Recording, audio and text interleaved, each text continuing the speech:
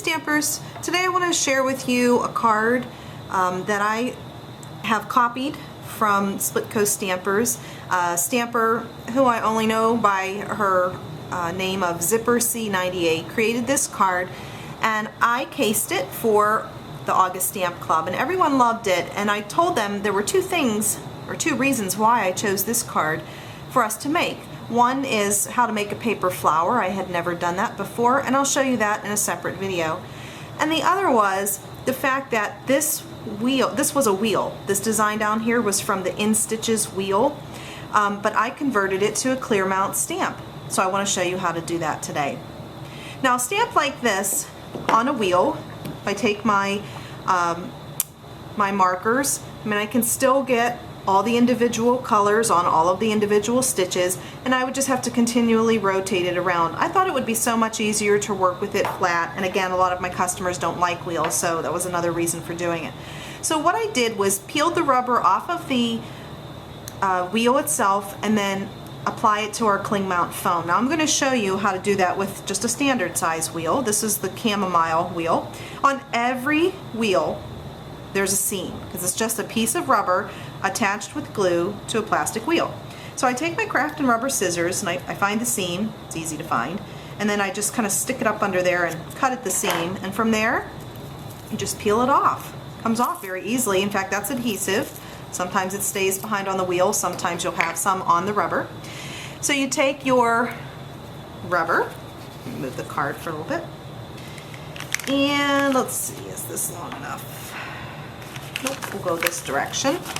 Our cling mount foam, one side of it is really sticky and the other side is not sticky at all. So I just take my rubber that I peeled off, place it on the cling mount foam. I don't want to have a lot to trim later, so I'm putting it. Did you see how sticky that was? My finger stuck right to it. Now I kind of close it back up again. Do this with my scissors so that I don't have to deal with that adhesive. Just kind of shows me where to cut.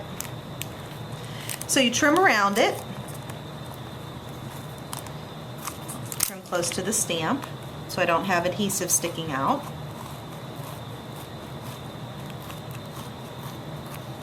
Okay, now the other side also peels off, just like our clear mount stamps do. This side is not sticky. Whoops, I'll have to finish that. This side is not sticky. That's what enables it to stick to the clear block. But do you notice how much longer it is than our largest block F? So you do need to cut it. You'll have to trim it. And on this design, it's not such a big deal. In fact, I'm going to take two of these little designs off and go right up through here. It's not going to be a big deal if I do that. Now I have that as a cling or as a clear mount stamp. There's the In Stitches one. The only thing missing, of course, is that you don't have the label there anymore like our clear mount stamps. I do want to point out to you though that not every stamp is going to lend itself to this. This is so easy and I love it, and especially for people who don't like wheels. Take this one. Hindsight's always 20/20. Thought I would convert another one, and this is the Baby Tees wheel. Well, of course it's longer. I knew it was going to be longer, but if I cut it, I'm going to end up with like half of a onesie. That wasn't a good move. I'll probably just either cut a whole onesie out so that I can use it as a clear mount stamp, or just kind of do this with this stamp. That was kind of a silly move, but learn from my mistake. This is really easy. It does not lend itself well to every stamp though. But if you don't like wheels, there you go. That's how we did that. It was so much easier to ink up with our markers. That's how you convert a wheel stamp to a clear mount.